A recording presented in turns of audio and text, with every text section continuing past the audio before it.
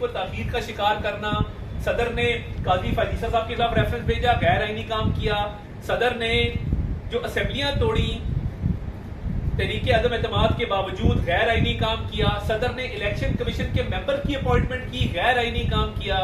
अब देखिए, जब तक ये मुकम्मल तौर पे सदर थे 9 सितंबर से पहले इनके पास मुकम्मल ओहदा था, तब तो ये चाहते तो कोई ना कोई ये काम कर सकते थे। अब अबूरी सदर के तौर पे 9 सितंबर के बाद ये कोई डेट अनाउंस नहीं कर सकते, गैर कानूनी होगा, गैर आईनी होगा।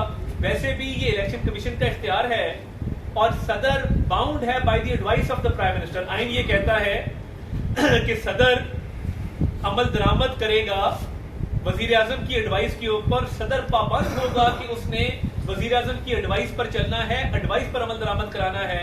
वजीर आजम की एडवाइस तो सिर्फ असेंबलियों को तहलील करने की थी। उसके बाद अब ये काम इलेक्शन कमीशन का है कि वो तारीख क्या अनाउंस करते हैं, कब करते हैं, कैसे करते हैं।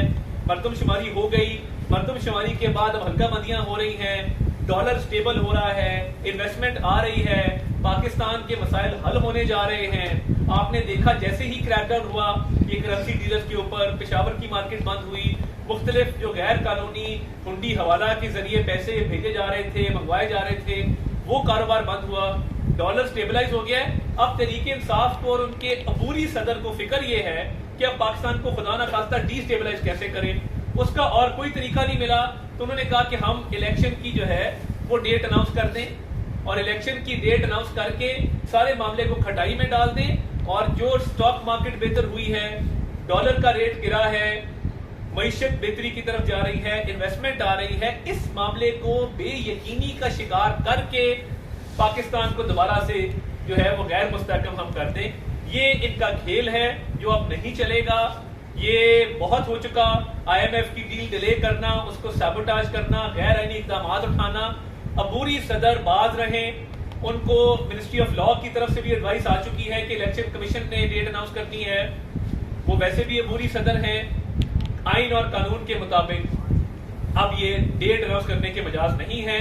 कोई भी ऐसा स्टेप उठाएंगे जो पाकिस्तान के मफाद के खिलाफ हो, जो पाकिस्तान की सालमियत के खिलाफ हो, जो पाकिस्तान की मईशत को नुकसान पहुंचाए, वो काबिल कबूल नहीं होगा।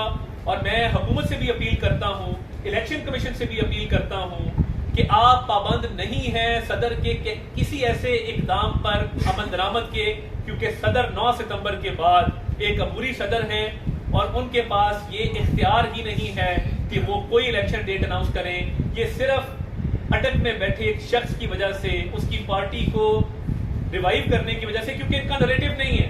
इनका नैरेटिव यही है कि मईशत खराब है। अगर इनका नैरेटिव यही है कि मईशत खराब है तो इनको बेहतर मईशत सूट नहीं करती। अब बेहतर मईशत होने जा रही है तो ये अब नया जो है वो तमाशा लगाने जा रहे हैं, क्योंकि इनका नैरेटिव बेहतर हो और ये अपने नैरेटिव के बलबूते पे अपनी सपोर्ट बेस को बढ़ाए। ये काम पाकिस्तान की सालमियत मफाद के खिलाफ है, ये काम मत करें।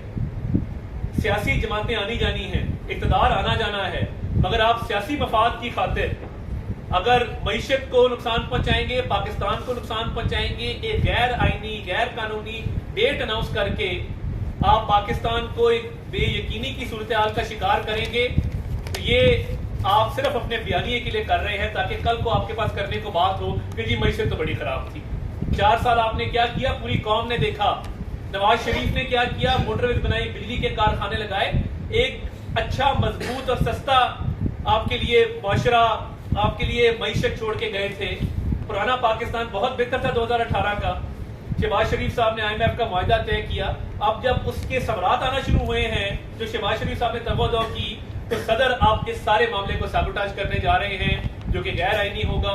और मैं हुकूमत से और ECP से दोबारा अपील करता हूं कि आप अबूरी सदर के किसी ऐसे हुक्म के पाबंद नहीं हैं जिससे मईशत को नुकसान पहुंचे, मुल्क को नुकसान पहुंचे, बेयकीनी की सूरत हाल हो और सदर दानिस्ता तौर पे एक आईनी बुरान इस मुल्क में क्रिएट करें। बहुत शुक्रिया। गैर कानूनी